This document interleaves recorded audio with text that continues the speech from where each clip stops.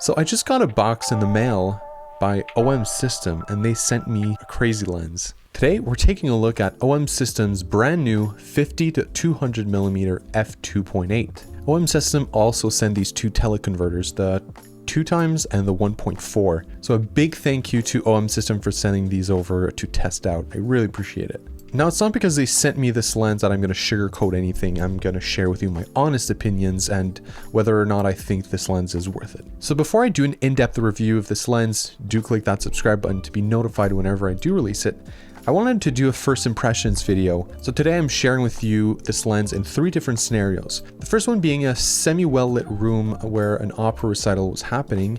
The second one, it's a very dark room, again an opera recital, but there was bright lights shining on the singer. And finally, my element, I brought this lens out in nature where I encountered a beautiful barred owl. So for that last scene, I'm bringing with me the 2 teleconverters and comparing the lens to the 300mm and the 100 to 400. Now I do only have the first version of that one, but I wanted to compare what they look like with the teleconverters. Is it as sharp? Is it less sharp? So before we start analyzing the pictures, I wanted to get into the specs of this beautiful lens. OM System says that this is the only 100 to 400mm lens in terms of 35mm equivalency that has a constant f2.8 aperture, and on top of that, it's super lightweight and it's weatherproof. So in terms of weight, this lens weighs just about 1.1 kilograms or 2.37 pounds with the tripod collar. For a lens of that reach and an f2.8 constant, it's pretty lightweight and small if you ask me. And in terms of weather sealing, it has an IP53 rating, so if you're stuck in some rain or snow, you're perfectly fine. You can enjoy the day and take some beautiful pictures anyways. All right, so now let's get to analyzing a few photos. So let's start off with this picture here. After correcting the white balance and just doing a few touch-ups, this is what we get. A beautiful photo. Like I said, here, let's pull out the stats. So I was at ISO 2500. It was semi-well lit, but to get the moment, I needed to at least get 250 seconds. The singers are moving quickly. So at f2.8, I was at ISO 2500, sorry. Now if we zoom in, we still get some decently sharp images. You can see all the details on her blazer, which was kind of velvet.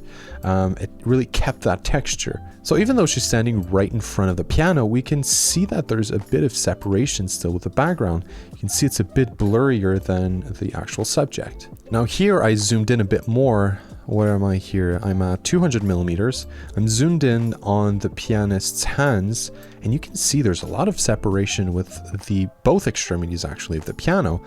The front and the back are really blurry, not really sharp, whereas the piano keys and the hands are super sharp. Still 2500 ISO, and it's still pretty sharp. There's not too much noise we're pixel peeping here, right? We zoom back, you can't tell that there's too much noise. Then after, you just put it through some type of denoise software. Everybody uses some. Personally, I love, it's my kind of secret.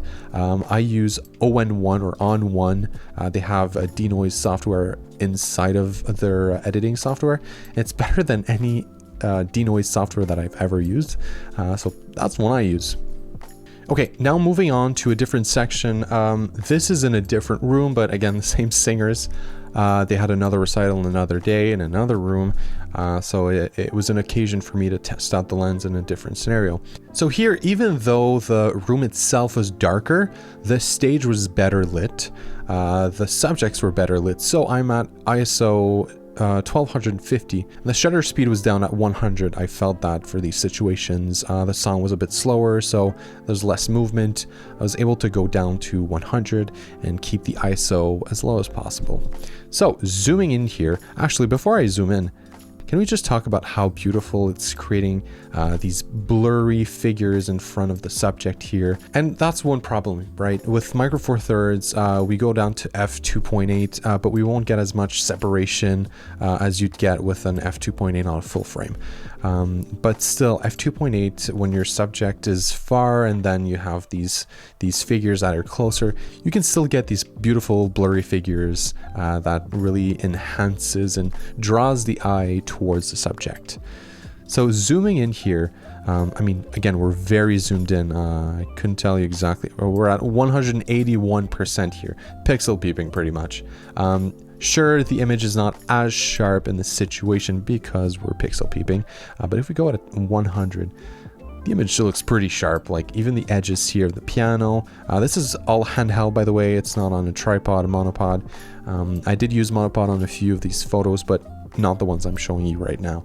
Okay, so here's a photo. We're still at ISO 1250, but with a shutter speed of 160. And now we're zoomed in all the way to 200. And I mean, look how sharp this is. We can see the detail of her eyeshadow that's kind of sparkly. The hairs, you can see the detail in every single strand of hair. Just all around a very, very sharp lens. This is with editing though, so here's the original. If you're interested in my edits, I typically just use Woodland presets. I use their AI-based toolkit, the Quick Fix.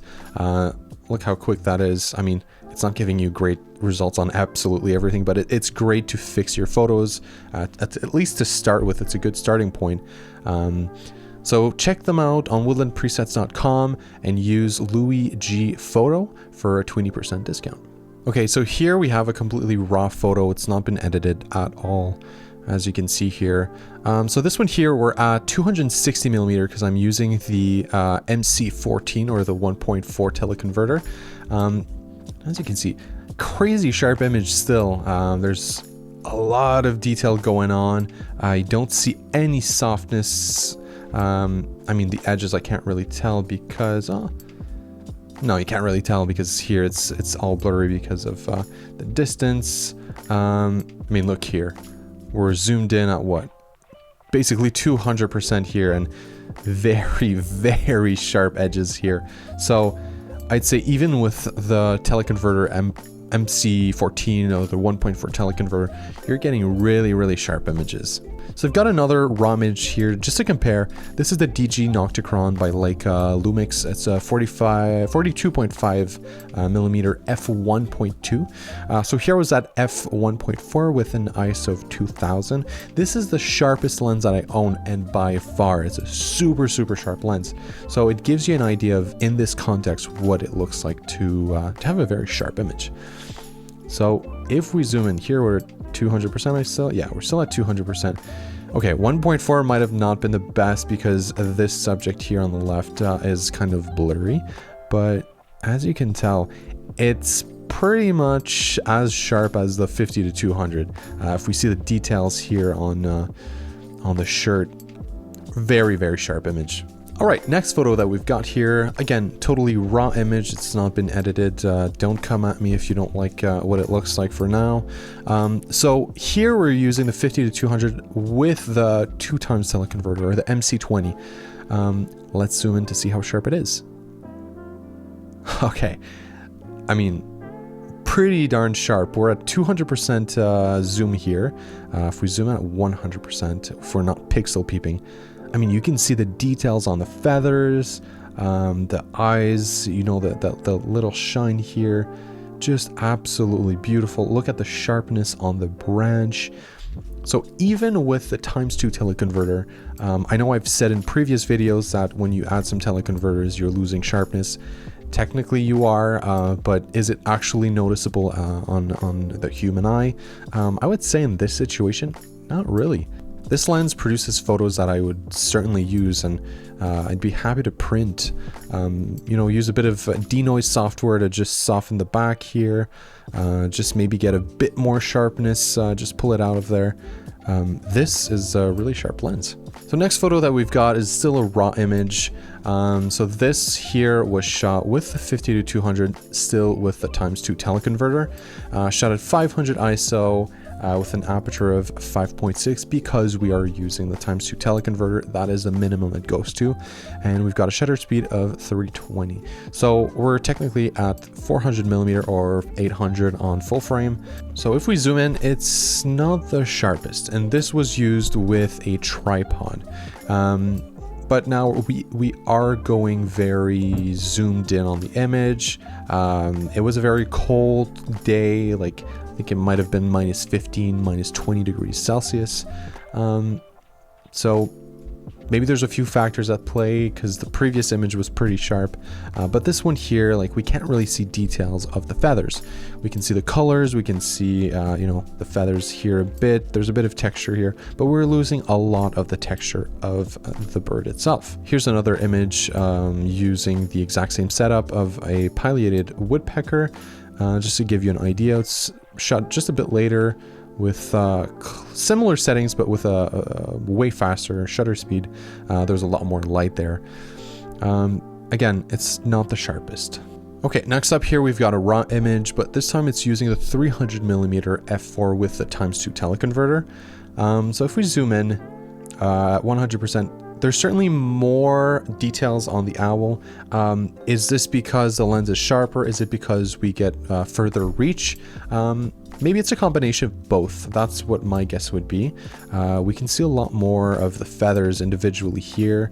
There seems to be a bit more details around the eyebrows here as well. The other thing with the 300mm is that you're fixed to 300, whereas a 50 to 200, well, you've got that flexibility. So maybe you're losing a bit of flexibility for sharpness or vice versa. I guess it's yours to see. Okay, now we've got the same lens, but with the ×1.4 teleconverter, the MC14. So let's see. Yeah, I wouldn't say it's that much sharper.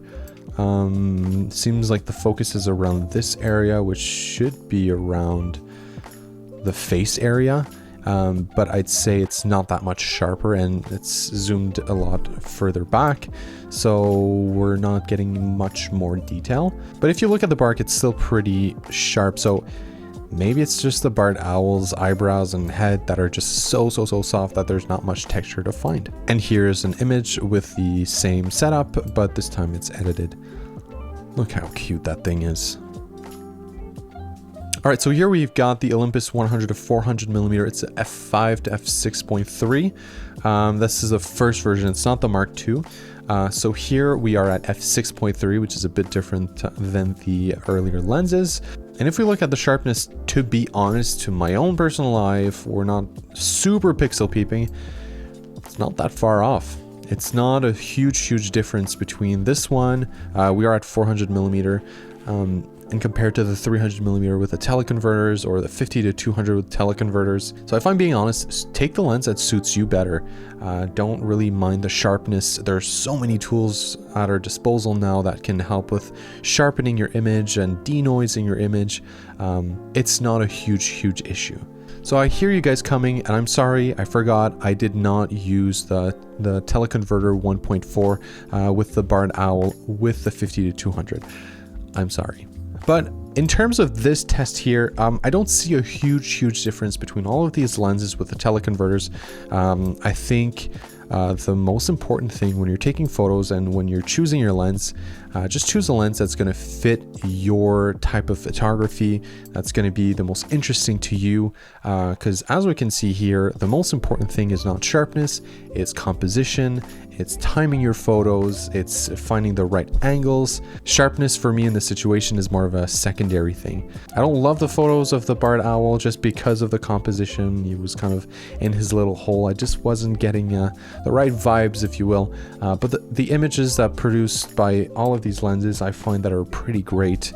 The colors, the textures are pretty accurate to what I was seeing with my own eye. Of course not texture because the owl is so far, but it does give you an idea of what it looked like. So I hope this video here today helps you get a better understanding of this lens. Again, it's just the first impressions of lens. Personally, for me, I really like this lens. It's very lightweight. It's pretty. It's lightweight. It produces great sharp images. It's fun to use. I love this lens. Now, I'm not sure if I would upgrade to this lens just yet because I do have the 40 to 150 f2.8. So I'm gonna want to compare the two and see how they match up. Is it worth upgrading to this beautiful lens? Not quite sure yet. From my first impressions, no, but that could change after I test it out a bit more and compare it with my 40 to 150. If you have both of these lenses, let me know what you think about them, or if you even just have the 50 to 200, let me know what you think about it. It's a brand new lens, just came out recently, so let me know what you think about it. Now, I've got a few videos that are going to be coming out in the next few weeks or months with this lens and subject.